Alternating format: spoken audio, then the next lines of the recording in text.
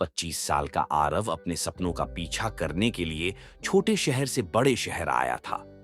Engineering पूरी करने के बाद पहली नौकरी, पहला फ्लैट और पहली सैलरी। सब कुछ उसे किसी फिल्म की कहानी जैसा लग रहा था। उसे लगता था कि अब दुनिया उसकी मुट्ठी में है।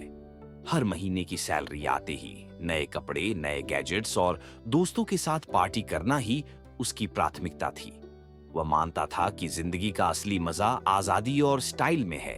घर से पापा रोज की तरह फोन करके समझाते, बेटा जितनी कमाई है उतनी ही सोच समझकर खर्च करो, बचत करना सीखो। जीवन में कब कौन सी मुश्किल आ जाए कोई नहीं जानता। लेकिन आरव का जवाब हमेशा एक जैसा होता, पापा ये पुरानी सोच है, आज का जमाना तेज है, आज ही एंजॉय करना चाहिए। दिन महीनों में बदल गए और आरव की जिंदगी इंस्टाग्राम पोस्ट्स और नई ट्रेंडिंग चीजों में उलझी रही। फिर एक दिन अचानक उसकी कंपनी ने प्रोजेक्ट बंद कर दिया। बिना नोटिस के नौकरी चली गई।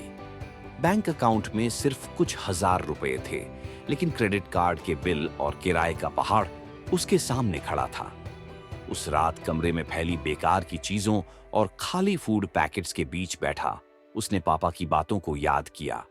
उसकी नजर दीवार पर लगी पापा की पुरानी घड़ी पर गई। वही घड़ी जो सालों से टिक टिक कर रही थी। उसे पापा की आवाज सुनाई दी, जरूरी चीजें हमेशा टिकती हैं बेटा, फैशन नहीं। उसने तुरंत पापा को कॉल किया, पापा अब समझ आया, आपकी सादगी ही असली ताकत है। पापा मुस्कुराए, गलती करना बुरा नहीं बेटा, लेकिन उसे सीख न लेना बुरा है। यही वक्त तुम्हें मजबूत बनाएगा। आरव ने उसी दिन तय कर लिया कि आगे से वो पापा की सलाह को नजरअंदाज नहीं करेगा। सादगी और समझदारी ही असली शोहरत है। ये कहानी हमें सिखाती है कि पिता की हर बात, हर सलाह अनुभव का निचोड़ होती है। वो हमें आगे आने वाली मुश्किलों से बचाने की कोशिश होती है।